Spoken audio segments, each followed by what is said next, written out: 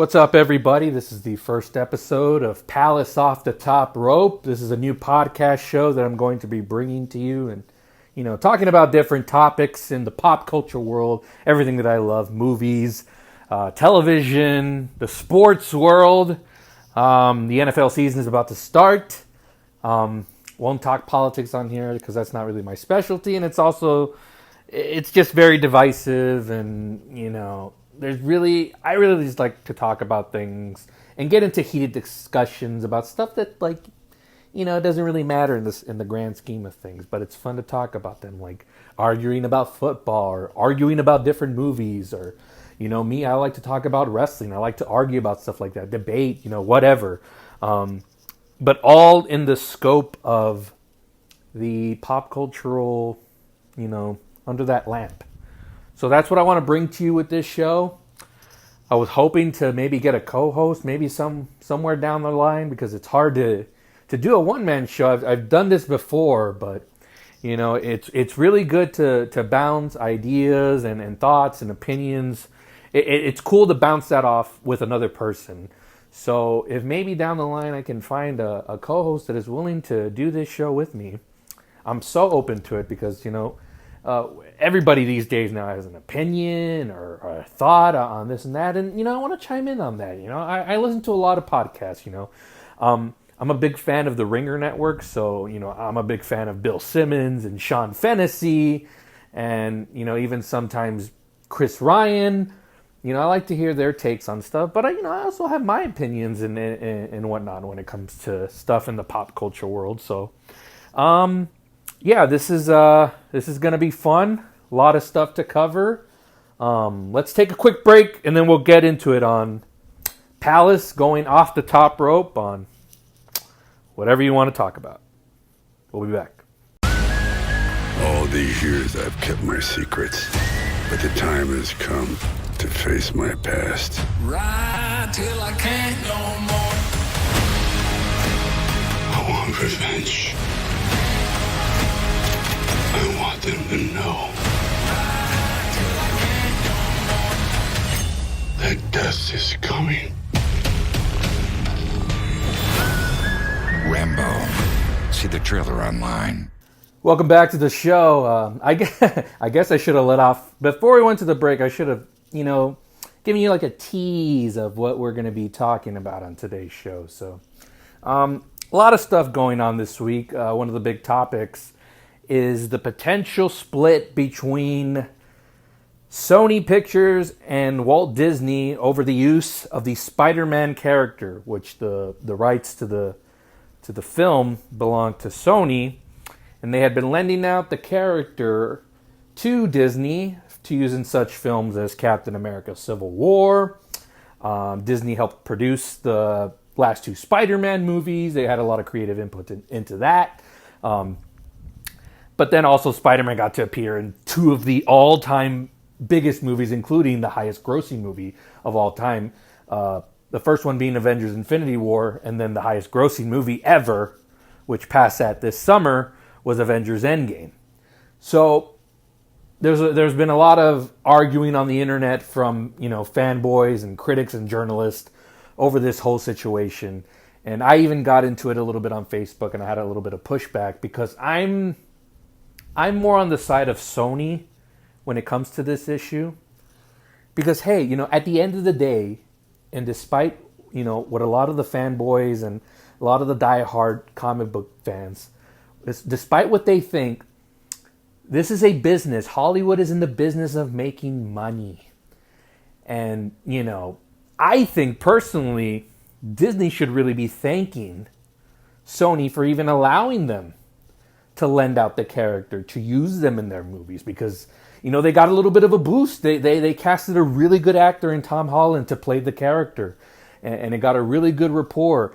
And then, both of them collaborating to bring the last two Spider-Man movies together and bringing on Robert Downey Jr. And I know a chunk of it was Disney, but, I had people coming at me saying Sony didn't do they didn't lift a finger. Or really? Sony didn't provide the production costs for the Spider-Man movies, all of the marketing and all that. It's, before Spider-Man Far From Home came out, I saw a lot of, products with the Spider-Man and the Mysterio faces all over Doritos bags and Dr. Peppers and whatnot. That's all Sony. That has nothing to do with Disney. Are you kidding me? So what the reported deal was that Disney was receiving like a 5% on, whatever money that was being made or whatever between the two companies. And Disney, since, yes, they have a large part in the success of it, but it's also, again, it's not their property. It's Sony's. And Disney's wanting, a bigger piece of the pie. I believe they want up to 50%. And it's like, I mean, the relationship is fine as it is. Like, why? Disney, we all know, is already dominating most of the entertainment landscape. Like, how much more greed do you want? Like, can't you just leave it as is, or don't ask for such a ridiculous amount? If I'm like me, like, good for Sony, man. Like, I'm sticking up for them. There's a lot of people already on the internet talking about boycotting Sony and, backing Disney, just drinking the Disney Kool-Aid right off the bat. And it's like, gosh, and this is all, and I think most of the outrage, and this is what I believe, and is what, the pundits on Twitter like to call film Twitter. The diehard comic book fanboys, this is all about, Spider-Man not being able to have an end credit stinger with like Wolverine in it, or Spider-Man getting to pop out for 4 minutes in the Eternals or whatever. I know that's not what's going to happen, but that's what this is really about. But Sony needs to take a stand. They can make money with this Spider-Man. They built up a good rapport. So let's just say Sony goes into this next Spider-Man project without Disney. You're telling me people aren't going to go see it? You're out of your mind. It may not make as much, but it's going to make a chunk load of money only because they built up that goodwill with the Avengers movies and Homecoming and Far From Home. And I think most of the movie-going audience isn't really going to notice. Unless you go to a theater and you're sitting next to like some crybaby fanboy that's telling you, hey, this isn't really part of what the Marvel thing that we're all used to. But most people are going to go see it. You're telling me if they make Venom, 3, and Tom Holland's Spider-Man shows up in like the last half of that movie, and it's marketed that way, that he's going to be in that movie. You're telling me a lot of the mainstream movie-going audience, are you telling me they're not going to go see that movie? Come on. Like even the fanboys themselves will go check out the movie out of curiosity, which and then it's going to accumulate a lot of business, a lot of money. Sony will still make that. And I'm also tired of this idea that Sony cannot produce good movies. Mainly Spider-Man. Yeah, they whiffed with The Amazing Spider-Man 2. The Amazing Spider-Man, part 1 of that rebooted franchise, it wasn't the best, but it also wasn't the worst. The Amazing Spider-Man 2 was an abomination. Like, I hate that movie. But, Sony just last year put out Spider-Man Into the Spider-Verse, which was an animated version of a different iteration of Spider-Man, where you had all these different combos of Spider-Man playing into this one big animated picture. And it was fantastic. It went way above beyond what I was thinking it was going to be. And it ended up winning Best Picture at the Oscars for Best Animated Feature. So you're telling me Sony had nothing to do with that? And guess who were the people that were behind it? Were Phil and Lord Miller. Some of the youngest, brightest directors in Hollywood. The guys behind the 21 Jump Street movies. They were the guys that were going to be behind the Star Wars Solo movie until Disney decided to cut them off for some reason. And look how that turned out for them. Like, the Miller brothers know what they're doing. And they've got to deal with Sony to bring the Spider-Verse onto TV or whatever. They have, multiple projects upcoming for them. And you're telling me that Sony hasn't learned a little bit of how, the cooking goes on behind the scenes with Kevin Feige? You don't think they've had somebody shadowing to see how he does things? What if they were to get somebody like the Miller brothers on board for this next Spider-Man, these last 2 Spider-Man movies that they've got Tom Holland contracted to make? These fanboys need to stop thinking that Disney and Kevin Feige are the only people that can do these type of movies. Like, there's other talented directors out there. There's good. All you got to do is get some good writers, get a good director, and you can have the Miller brothers oversee it. And you tell me they can't come up with something good? And I'm sorry that it's not connected to Captain Marvel or whatever their next iteration is going to be for the next 10 years in the MCU.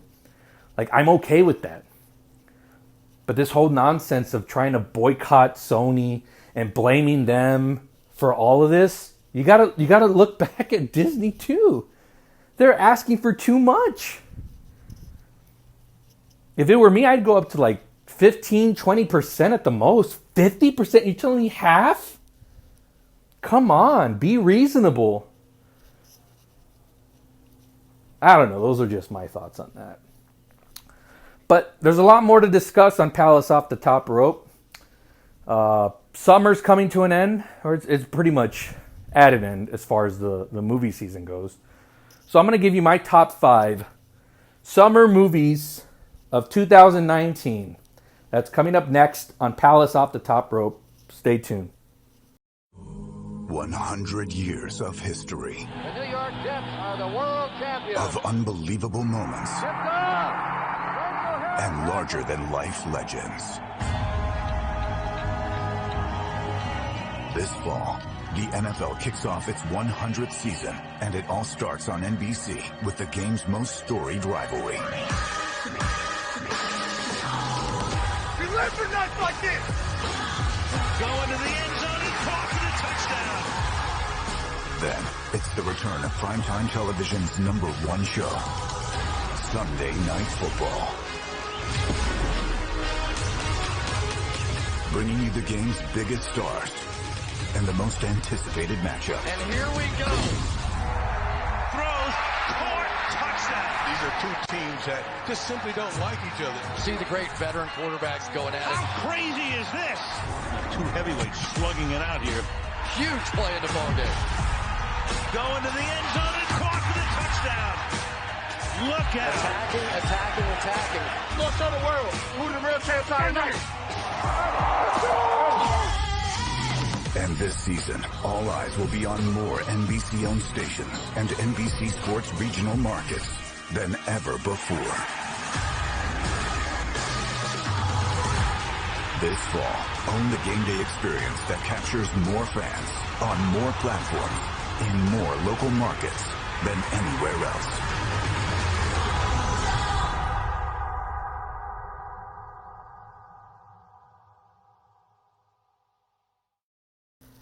Welcome back to the show, guys. So, summer 2019 was very interesting, and I got to see it from a different lens because, for those of you that do know, I stopped working at a movie theater once Avengers Endgame came out in April, I believe. April 26th was the release date for that movie. And that was my final weekend working at a movie theater, so kind of finished up that part of it. And I got to enjoy the summer season being just a regular customer. So that was pretty interesting. But not that I went to go see a lot either. But it's not like there was a lot of stuff that had my interest. You know, stuff like Men in Black International I had no interest in. My girls had kind of outgrown animated movies, so I didn't go see stuff like The Secret Life of Pets 2 or... You know, they wanted to see Aladdin, but I didn't get a chance to take them to that one. But that's another one I missed out on. But then there was some stuff that was just like completely forgettable and awful. Like, to me, I thought the latest version of the Lion, or I shouldn't say latest version. It's like the next version of the Lion King that came out was live action in this set of movies that Disney has been doing for quite some time now. I thought it was awful.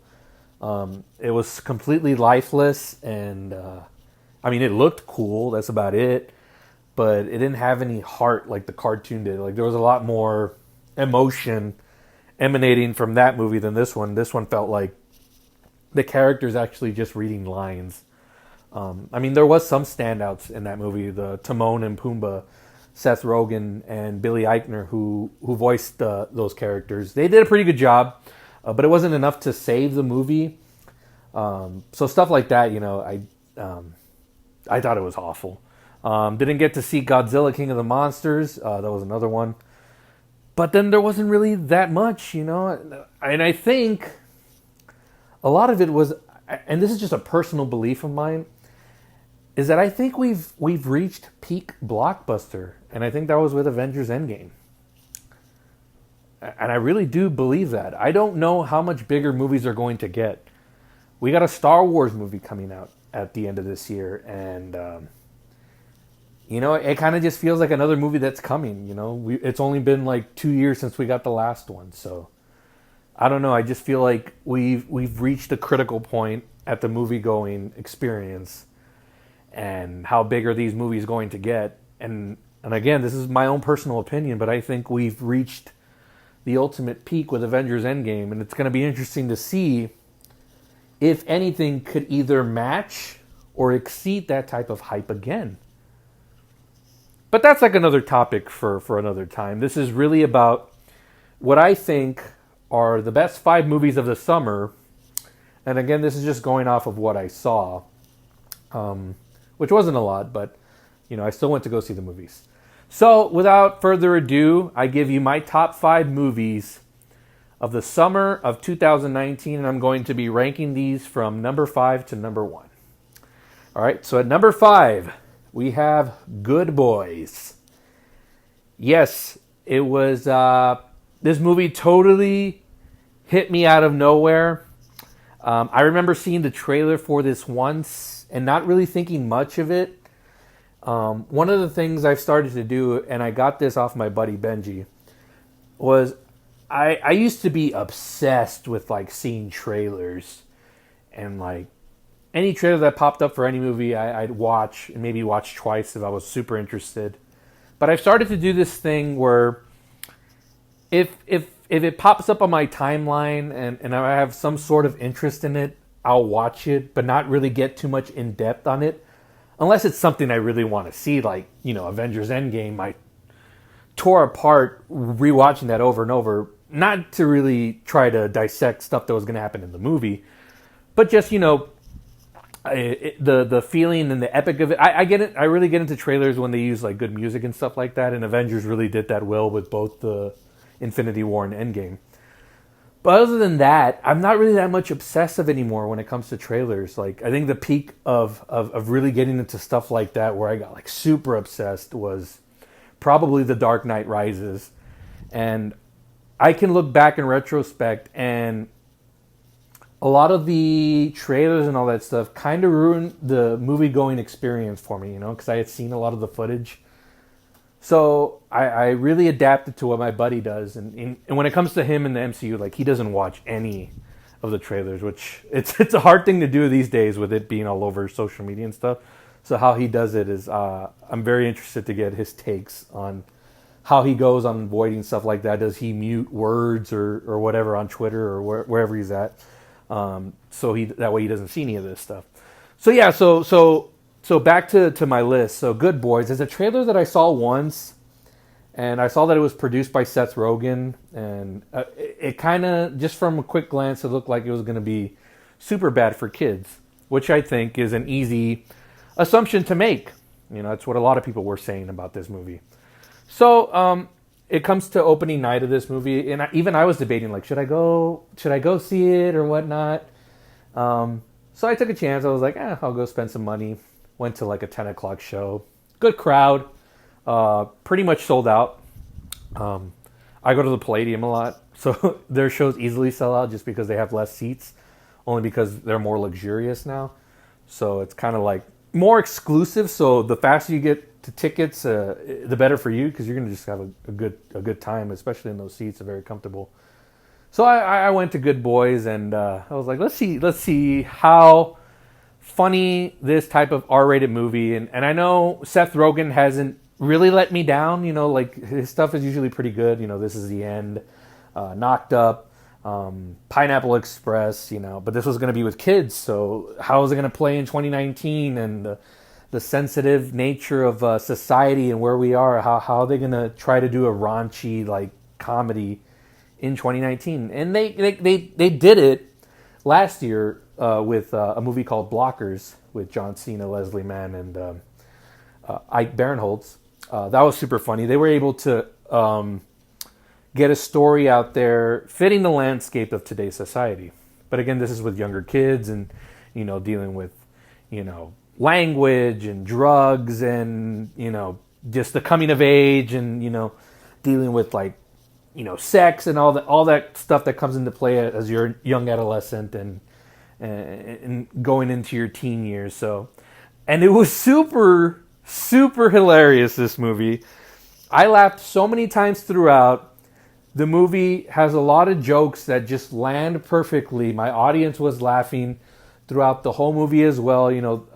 The story, it's raunchy when it needs to be, but it's also, what I took away from this movie and what I loved about it a lot is that it's super sweet and has a ton of heart, which is good to see in a comedy like this, where it's not like something that's just gross and you come out of it being like, oh, like, what the hell did I just watch? Like, that was just gross and, whatever. No, they made up a pretty good story out of this.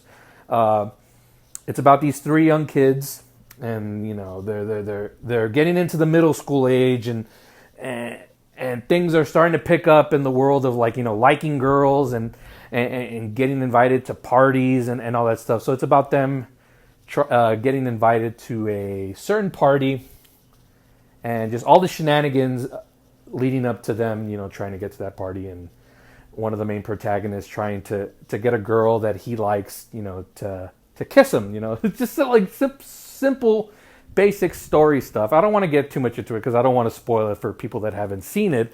It's only been out over a week. But, yeah, super funny. Definitely highly recommend. I think it's a good date movie. You like to laugh. A lot of people out there like to put on their, I'm on dating sites, and a lot of, people put out there, I like to enjoy a good laugh. I enjoy my dark sense of humor, stuff like that. So I think this is a good date movie, even though the plot's centered around some kids. But it's very sweet. It's got a lot of heart. And, again, the jokes, a chunk of them land, really well. And you'll have a blast, and, you're going to laugh your ass off. So that's my number 5, Good Boys. Number 4, Toy Story 4. The fourth entry in the Toy Story saga. Can't call it a trilogy anymore, so I've knocked that off of my rankings. Toy Story is no longer a trilogy, it's just a saga of films now.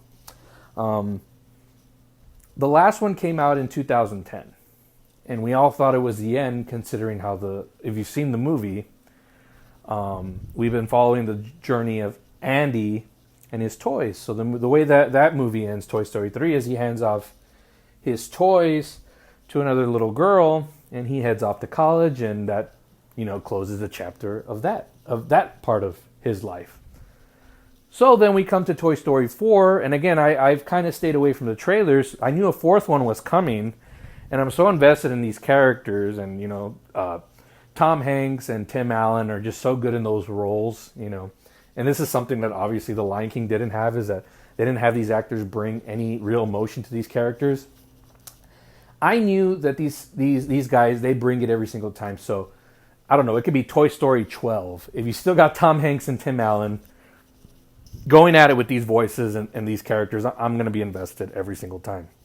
Or at least I'm going to pay money to go see it. Was I expecting the movie to be really good? I was hoping if it's at least if it's good enough, I'll be happy with it. I didn't set the bar too high for it. And I'm going to tell you, when I came out of that movie, I was bawling my eyes out. I sat next to these two young girls, and during the final, I believe it's I want to say at least the last 6 minutes of the movie, I lost it. I got super invested in the story. A lot of it was relatable. It's about, the story is mainly about your place in the world and what you bring to it, and also going after your heart and going after, what really makes you happy. It's okay to go after what you want. It's okay sometimes if you don't, because the story of Woody is that he's always been the leader and the head of the toys, and always been the one for guidance, and always been the one to shoulder and help out. That's always been Woody's, I gotta say, purpose as far as like the toys. He was always a support for Andy. He's been the support for this new little girl. I forgot what her name is. Sorry, I'm not that invested in that girl. You're invested in the toys. But, yeah, so it's about him, and that's always been like his purpose. But now he's kind of getting brushed to the side, and she's getting invested in the other toys, and even a new toy that she makes on her own, which is called Forky, which is another interesting character because he doesn't want to exist. And that's a funny little like irony thing. But yeah, so it's kind of like this movie's about like what's Woody's purpose now, like, and then he reconnects with Bo Peep, who is one of, I guess you could say, a love interest throughout the trilogy. So their dynamic is really good, and the movie's very heartfelt. There's a lot, and you can always say there's not going to be any bigger villain than the one from Part 3, which was Lotso. They try to make one here, but it's more of a sympathetic villain, so to speak. But there's reason for, and I'm not going to get into it because I know these movies are still fresh and they're still in the theaters and they're still doing well. But I do highly recommend you go check it out. It might be a little bit too scary. This one I might say might be the scariest for younger kids, just because of some of the toys in the movies are a little bit more darker or just have this look of being more threatening. Not that it's a scary movie, but for a younger kid, it might scare them just a bit. So, but other than that, the story's really good, and it's a real tearjerker, especially if you're super invested in these characters, which this whole franchise started in 1995. So, I've been invested in it since I was a kid, and now as an adult, and still having a connection with these characters is, something that I'm always going to cherish. So seeing the way this one ended really, really hit home. And, again, for it being the fourth movie, you can't say that about a lot of different films and franchises, that where the fourth one is like just as good or if not better than the previous entries. Like for me, I think, and I said this right after I came out of my screening, and it wasn't like just a gut reaction or prisoner of the moment type thing. I really think this Toy Story chapter was the best one in the whole series. And that's my thing. That's how you're going to win me over if you're going to continue to make movie after movie. Is if you're not even going to try to surpass, then what's the point? And yeah, I know I just said a few minutes earlier where if it was just good enough, I'll be good with it. But that's just me and my expectations. But the movie exceeded that for me. And, the filmmakers did a really good job. And I think come Oscar season, it should really get noticed as the best animated feature. We'll see what Frozen 2 brings, or not sure what else is coming out. But there's not really much competition as far as I'm concerned when it comes to best animated feature. That's Toy Story 4, hands down. And not only that, guys, if you haven't seen it yet, holy crap, like Toy Story was the game changer, right? Back in 1995, as far as like, where are we headed as far as technology wise with these type of movies, right? With these cartoonish type movies, like what's the future? And when we saw Toy Story in 1995, it was like, holy cow, like what are we watching? This is amazing. The animation is just unbelievable. There's no way this can be topped, right? And then as you see it throughout the years in Pixar, and they just keep getting better and better at these movies. So then you're watching the first few minutes of Toy Story 4, right? And this is the one scene I'll talk about, and it's not really a spoiler. It's more about what's going on in the scene, scenery wise, just as far as like a virtual, not a virtual, like just what it looks like on the screen. So it's a night scene, and it's raining, and there's grass, and I kid you not, if they were going to make a live action version of Toy Story, this would be the closest thing to it, because when you're looking at it, the picture is like, man, that looks like real water. That looks like real grass. Like the animation detail has just gotten so ridiculous and so awesome. That's great to see with a franchise like this. Not only has the storytelling gotten better, but the cinematography and the look of it and the animation has just gone far and above what I was ever expecting these movies to ever get. Because I was thinking like these Pixar movies are all just going to look the same, and there's been no advancement. But you've seen them getting better throughout the years. But this was the first time I really noticed it, where it's like, man, this is just some top-notch filmmaking. and the presentation of it is just wow. Like, I can't say enough good things about it. So remember that if you haven't seen it yet, when you go see it and you see that first scene, remember me talking about that scene with rain and grass, and just pay attention to it. It looks really awesome.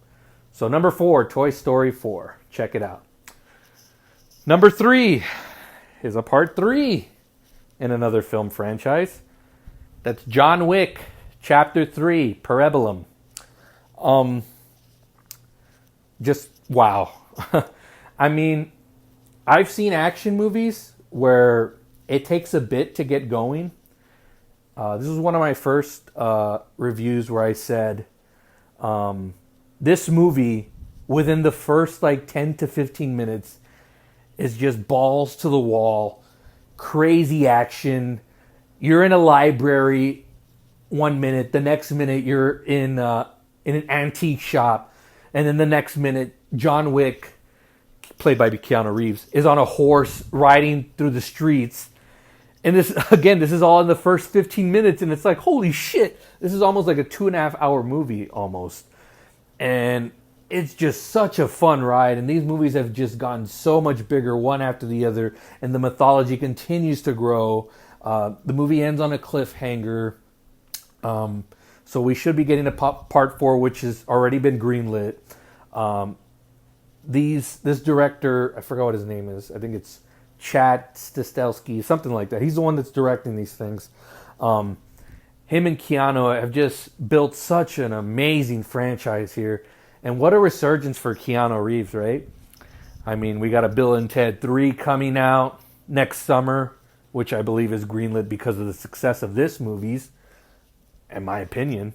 I don't think we don't see any version of Bill and Ted ever again if this movie wasn't successful. The Matrix 4 is going to happen now because of this.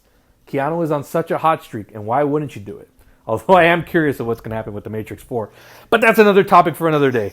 But John Wick Chapter 3, Parabellum. Again, everybody brings their A game. More mythology. Halle Berry is fantastic. She's a new character that's introduced, and they leave a lot of stuff open.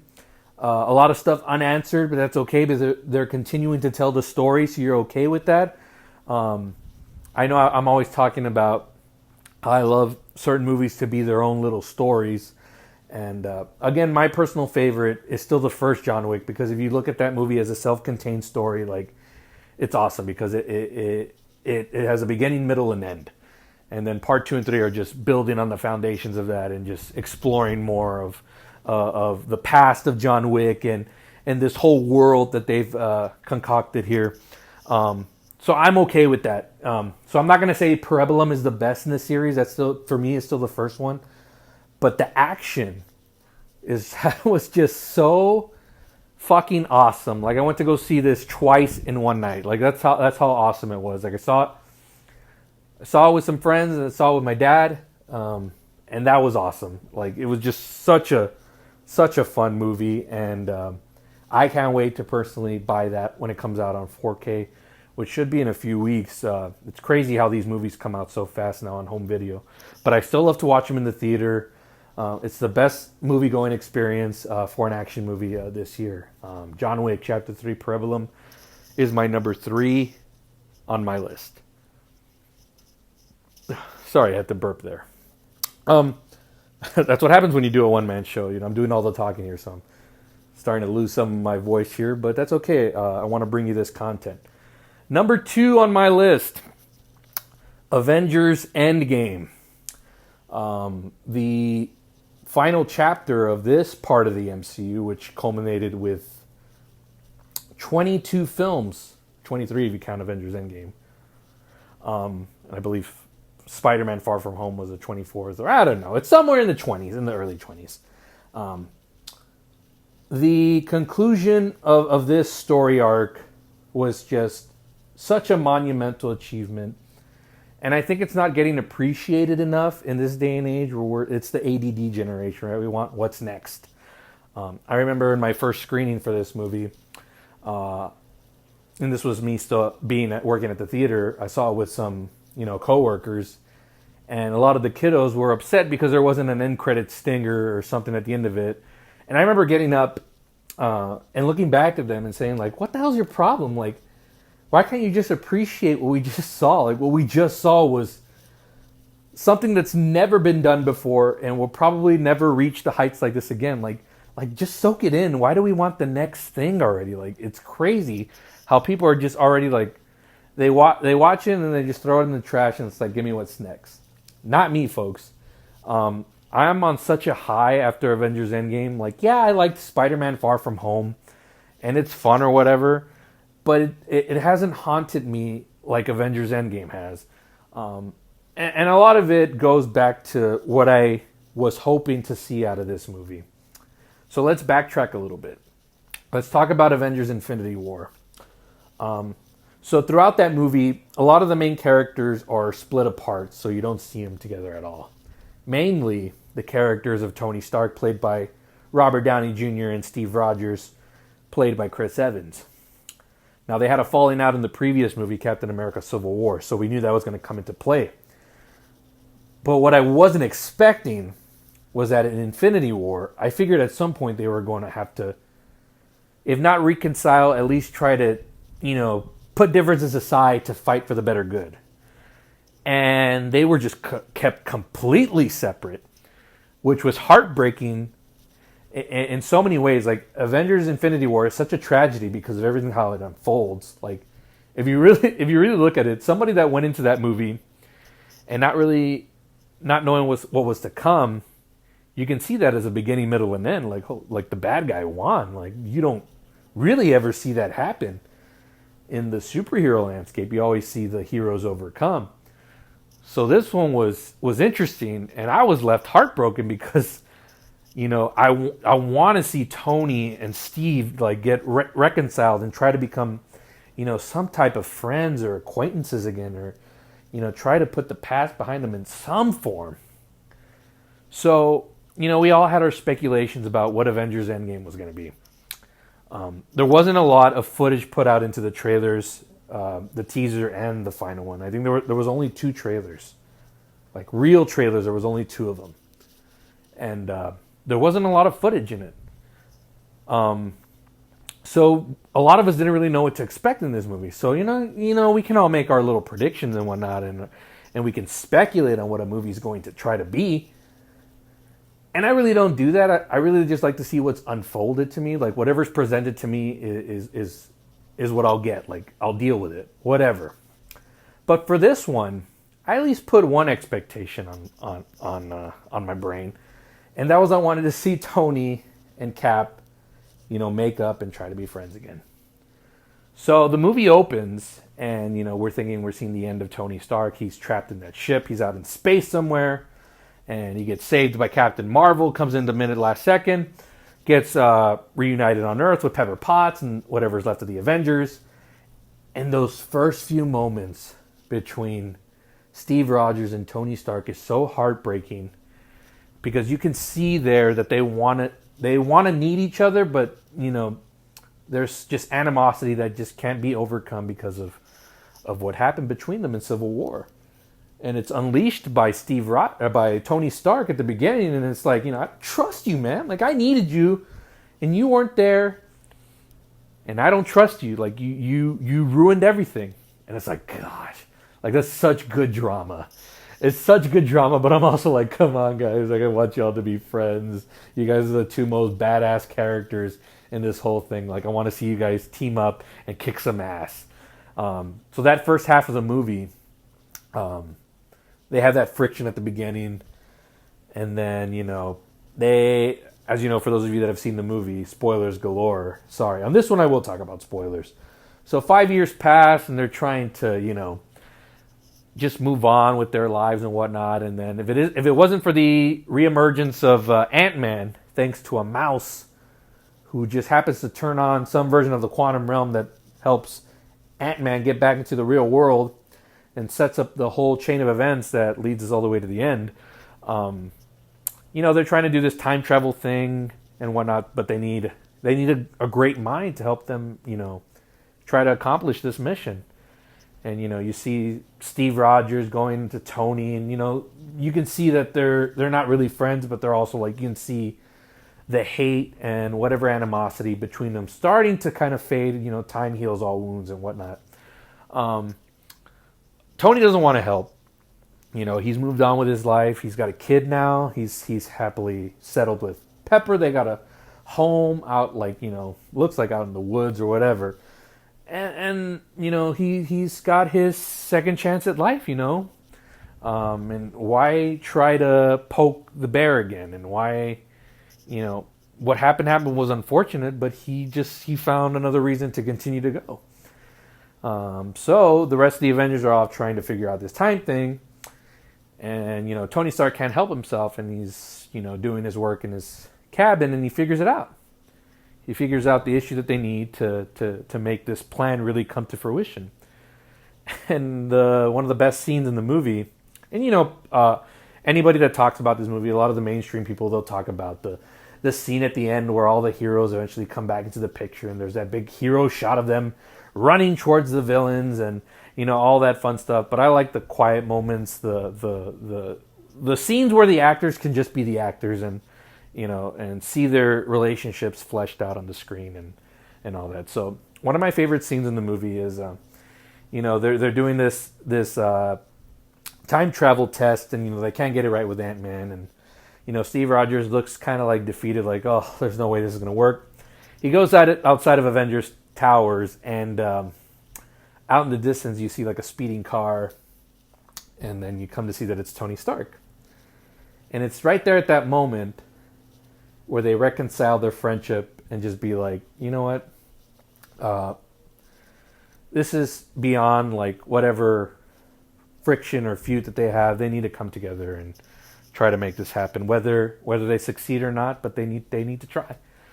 And the smiles on their faces and the shaking of the hands and Tony giving Steve back his shield was so powerful to me. Was more powerful than any of the action scenes in that movie. So again, just up until that point, and I believe this is a 3-hour movie. I believe this is only like an hour into the movie, and that reconciliation happens, and it's like, yes, we get to see them be a team again, and then it gets into a very Ocean's 11 where they're just trying to plan out this whole heist thing, and they're mapping out all these things, and getting notepads and all that, having lunch and meetings and all. This is all very Ocean's 11.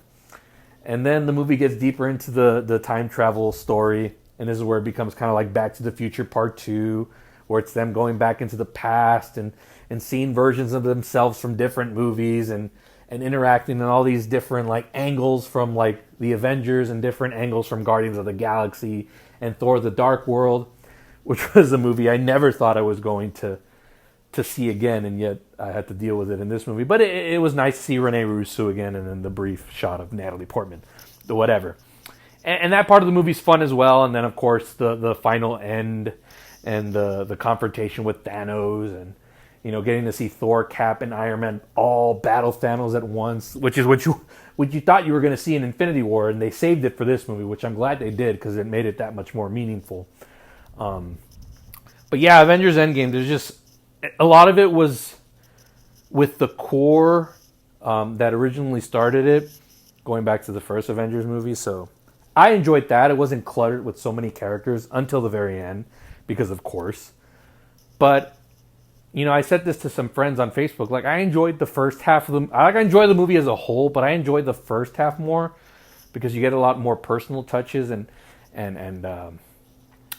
some resolution with all these original characters. That some of them are going to go off into retirement, and some of them are going to go off and do their own TV shows on Disney Plus. But they just ended this so well. I think there was no better way that they could have ended the Captain America story and the Iron Man story. So it's just really, really well made. But going back to how would I rank these movies, like top 3 for me are still like Captain America Civil War. I still think is the best one, which is the one that really kickstarts the whole, Infinity War turmoil. That's where it really kicks into gear. So I think that one's number 1. I still think Captain America the Winter Soldier did some amazing things. And then I have Avengers Endgame at number 3 when it comes to these movies. And a lot of the credit goes to the Russo brothers. I think without the Russo brothers, I don't think these movies are as good as they could be with whoever they get or whoever they would have gotten. So yeah, a lot of credit goes to them, and then obviously the strong performances of Downey Jr. and then Chris Evans. Chris Hemsworth also came into his own. Like, gosh, he's so great in Infinity War, and I even like him in Endgame. And, you know, I related more to that character in terms of, like, dealing with depression and anxiety and guilt and all that stuff. You know, it was a really hard thing to see on screen, but also very relatable. And it kind of sucks that got played off kind of as for laughs in the theaters. Because, you know, if you've seen the movie, you know, he's heavier set, he's gained weight, you know, he's drinking a lot. And, you know, a lot of that stuff is really deep, serious stuff. And if I had, or like, I guess, a knack on that, or like a picking nits on that movie, it's the way the audience reacted to that. You know, there was a lot of laughs in the theater, you know, whenever they would show him or whatever. And a lot of that was also the way the directors portrayed it to come off comedic. But, you know, this guy's dealing with a lot of deep trauma. And I took that very seriously. I didn't laugh once whenever I saw him. Like, it was, I mean, unless he threw out a one-liner, but a majority of the time is just him dealing with depression after the snap and not being able to save, you know, his brother or you know, half the world. You know, there's just a lot of stuff there. So, you know, props to him for the performance he gave, and I'll be looking forward to Thor: Love and Thunder, which is he's the only original character that's going to get a Part 4 movie. So that'll be coming in 2021. So there's still some time left until we get to that. That's the only thing I'm really interested in Phase 4 of the MCU. Other than that, like, it's not that I don't care, but it's like I don't really have much to invest in anymore. You know, it's not like with these first set of movies, it's like a toddler or young baby, you know, having to hold their hand, and being with them every step of the way. Now, with this next phase of the MCU, it's kind of like more like they're a grown adult. You'll check in on time to time just to see how they're doing. But it's not like you have to be with them every second of every day, you know, when you're raising like a little one. But yeah, for sure, Thor: Love and Thunder will be on my radar whenever that comes out in November 2021. But yeah, Avengers Endgame really went out on a high note for me. And like I said earlier, at the start of this segment, we've really reached peak blockbuster in my opinion. And I don't know if we're ever going to get this type of hype again, or if a movie's going to ever open as big as this one did. This had the biggest opening record of all time. And I never thought that was going to happen in my wildest dreams, for this movie being 3 hours. But the demand was definitely there, and we'll see if we ever see this in our lifetime again. That was something that was really special, and yeah. But it's my number 2, not my number 1, and I think I'll save that. Let's take another quick break. This is Palace Off the Top Rope. When we come back, I will unveil my number 1 movie of the summer of 2019.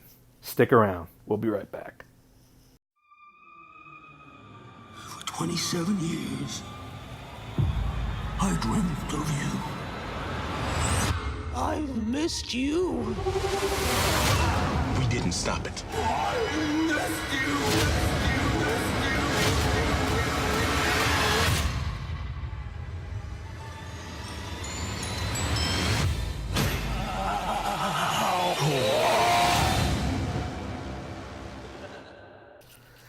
Whew, can't wait for that one. It Chapter 2 coming up in just a few weeks. One of my most anticipated. And for those of you that do know me, I'm not really into horror movies, but this one really, you know, caught my attention. Was a surprise. I believe the first one came out 2 years ago. It was a good story. The kids were enjoyable. Kind of seen some first reactions off of this one. This one was screened for some critics already, and won't give away specifics, but they are saying Bill Hader is one of the show stealers of this movie, and that makes me really happy. I want to see this guy get all the success with all the good stuff he's been doing, especially For those of you that have HBO, he has that show Barry. I started watching that show this year, caught up on both seasons. It's an easy watch. Just 2 seasons, 8 episodes each, about 35 minutes. Unbelievable television. And for those of you that have seen it, season 2, episode 5 is some of the best television I have ever seen. And I would have taken like a 2-hour version of that on the big screen. So Bill Hader's doing so awesome. I've always been a huge fan of him since his days on Saturday Night Live, and then coming over, translating onto the big screen, Superbad, Trainwreck, and now seeing him, hearing like him doing great things in this movie is fun to hear. So can't wait to check that out. Let's wrap up this episode by talking about my number 1 movie of the summer of 2019. And here we go, ladies and gentlemen. I don't think it's any surprise to anybody. I'm a huge Quentin Tarantino fan. And when I heard the announcement of Leonardo DiCaprio and Brad Pitt teaming up, 2 of the biggest movie stars we have seen in our lifetime, team up for the first time ever for Once Upon a Time in Hollywood. This was the first movie this year where I saw it and I immediately wanted to go the next day to see it again. It's a movie that's going to take multiple viewings to really appreciate, because you can discover so many different things. But quick thoughts right away before I dive into it. Brad Pitt is still the fucking coolest star on earth, and Tarantino still got it, man. This is going to be nominated for so many Academy Awards, Best Picture. I even think Best Actor for DiCaprio, Best Supporting Actor Brad Pitt. We're going to see Screenplay. I know in a Facebook Live that I didn't really see the Screenplay getting nominated, but after seeing it a second time, I'm like, yeah, this thing's going to get everything thrown at it come award season. So when I saw the movie the first time, I marveled at how much I enjoyed Brad Pitt's performance in that movie, and I think he steals it, and I still feel that way. But that's not to take away from Leonardo DiCaprio's performance. So when I went back to see it a second time, the choices he was making with his character in that movie were just unbelievable acting, and just DiCaprio's just on a whole other level when it comes to portraying a character and going all in on it.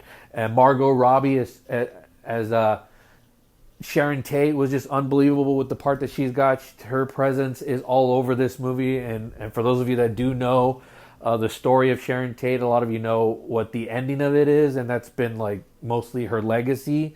But Tarantino wanted to showcase her more as more of a presence, as more of like a guiding light, so to speak. A sign of hope, of good in this world, because there's a lot that this movie's trying to say in terms of like where the world was headed, where Hollywood was headed. Everything's changing. A movie that's still relevant to this time. The landscape is changing once again in the world of Hollywood and movies, and TV's becoming a big thing now more than the movie-going experience. So it's still relevant to now, and back in 1969 the landscape was still beginning to change, and everything with the Manson and the symbolism of what type of evil they were bringing into this country, and the type of stuff that we're seeing today in society, where it's just so many culture clash and all that stuff. This movie's got a lot to unpack here, but there's just so much. Tarantino's just doing so many amazing things here. And, I love seeing movies where movie stars get to be movie stars. And there's no better 2 actors to get for this than Pitt and DiCaprio. And we'll see what happens later on in the fall. One of my most anticipated is going to be Ford v Ferrari, which has got another set of actors that I absolutely love. And those are good movie stars as well as Matt Damon and Christian Bale, although they do more riskier stuff as far as like under the radar stuff, as far as like DiCaprio and Brad Pitt are more mainstream. But that'll be another test of seeing movie stars being movie stars on the big screen and doing an original story. So it was nice to get away from IP and franchise and all that stuff and just see an original movie, an original story. Yes, I know it's based on real people, certain people, but a majority of Once Upon a Time in Hollywood, it's a fantasy. It's in the title. That's why there's an ellipsis on Once Upon a Time ... in Hollywood. It's a fantasy, and there's been a lot of controversy with stuff involving Bruce Lee and with the way some of the material's handled in the movie. But it's like, gosh, get over yourself, guys. Like, we don't have to. Not everything has to be woke, as I said a lot during my Facebook Live and stuff like that. Let's just go and enjoy a movie and escape for a bit. There was a lot of controversy over the third act and how the movie ends, and it's like turn that part of your brain off on being woke and just enjoy the movie. It ends on such a high note and such a happy note, and won't get into it too much. Again, this another movie that's still out in theaters, but go check it out. It's the best movie of the year for me so far. We'll see what happens later in the year with Ford v Ferrari. Some other stuff that's coming out. But for me right now, this is the cream of the crop. And like I said, it's going to get a lot of Oscar nominations thrown its way after seeing it more than once. And I want to go check it out one more time. I want to see if, I think the Draft House, the Alamo Draft House, has it in 35 millimeter print. I want to see if they still have that. If they do, I want to go check it out at least one more time before it gets released later on home video, and then I'm sure it'll get a re-release once Oscar season comes, so I'll probably be checking it out again in the theaters, so I'll probably see it a couple of more times. I think it's just, I mean, gosh, if you love movies, you are definitely going to love this one. It's a love letter to Hollywood, to movie stars, and just what I want to continue to see, be given to us, We can't see movies like this be diminished and not made anymore. As I've said plenty of times on Facebook and on Facebook Live, I don't want it to be a world where it's just superhero movies and franchise and IP. I need my smaller movies. Like I don't consider Once Upon a Time in Hollywood a big movie. Yeah, it's got big stars, but the movie itself is not really gigantic. It's self-contained, and there's not really a real story as so much as it's just following these characters through, a couple of days, months, whatever. I won't give away too much, but yeah, it's a small little portion, and I need these movies to continue to be made. And I'm glad that it made the money that it's been making. It didn't get to be number one because it was coming off a week after The Lion King, and we know that one was still going to make money regardless of the fact. But it's grossed over 100 million. I think it's at 118 million right now. I don't think it's going to end up being Quentin Tarantino's biggest movie. That's still going to be the Django Unchained. But then again, that opened during Christmas in 2012, so it had a chance to have longer legs because usually more people go out to the movies during the holidays, and those movies get longer lifespans. But this one's going to be very successful. And I think it's going to continue to make money once through the fall, as there's not that much coming out. But also once the Academy Award nominations get rolled out, the Golden Globes, all that stuff, it's going to get a re-release, and it's going to get a lot more attention. And I'm sure there's going to be some criticism and backlash with all the stuff that people have been complaining about. But on the bigger scale of things, it's not really that big of a deal, I think. We can escape and just go to the movies. It's a long 2.5 hours, but it's so worth it. The pacing's perfect. There's stuff that takes quite a bit to set up, but it's all for a good reason because Tarantino just knows how to deliver a story. And this movie's just amazing. And, it's one of those movies where I left and it made me so happy. I was so giddy, and my love of movies. There's certain movies that come out where just I get reminded of why I love movies so much and why I get invested so much in all of this stuff. And this was one of those movies where I left and it just gave me that feeling. So I'm also working on a top... I was going to do a top 100, but I think I'm going to do the top 25 movies of the decade. And I think this is definitely going to make that list. The top 25 movies of of the 2010s. It was that good. Is it my favorite Tarantino movie of all time? I don't think so. We'll see as the years go on. You change your views and opinions because you can see different things throughout the years as you rewatch these movies over and over. Like my favorite used to always be Pulp Fiction, but I started watching that movie during a time when I was still like a teenager. So, but over the years, and after Inglourious Bastards came out, that's the movie that I've come to really love to rewatch when I'm at home. And when I see Tarantino pop up in my accounts or, stuff that I just want to watch of his, like that's the movie that I want to go to is Inglourious Bastards. So to me right now, that's my favorite Tarantino movie, but I put Once Upon a Time in Hollywood at number 2 and then Pulp Fiction at number 3. But who knows, maybe Once Upon a Time in Hollywood may jump to number 1 once I get more viewings in and I just get a bigger appreciation of this movie because, like I said, once I saw it the first time, I knew I loved it. But then when I saw it again, it was like, gosh, there are just so many different things to unpack. And who knows, once I see it a third time and fourth time, by the end of it, I may think, yeah, this is Quentin Tarantino's masterpiece to me. But who knows? But right now, I still got Inglourious Bastards as the best Tarantino movie because I will watch that movie whenever it's on. I don't care what part. It's just so... that's a perfect movie to me. And there's only a few of those when it comes to me. Like, there's certain movies that I think that are perfect, and that's one of them. But I may feel differently once Upon a Time in Hollywood gets more rewatches for me. But that's it. That's going to wrap it up for my top 5 of the summer. We'll see what the fall brings. It Chapter 2, it's coming up. You heard earlier there was a spot for Rambo, Last Blood, Stallone. I'm a Sylvester Stallone stan, as the kids like to say these days. I'll mark out for anything that guy does. He's one of my heroes.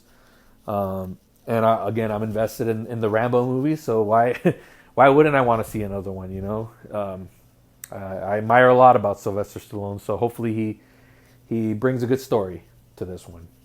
Am I expecting it to be, Godfather-like or Heat, something like that? No, but if it's a good story, if it is what it's supposed to be, then I'll be satisfied. And then, of course, Ford v Ferrari later on in the fall. Joker's coming up in October.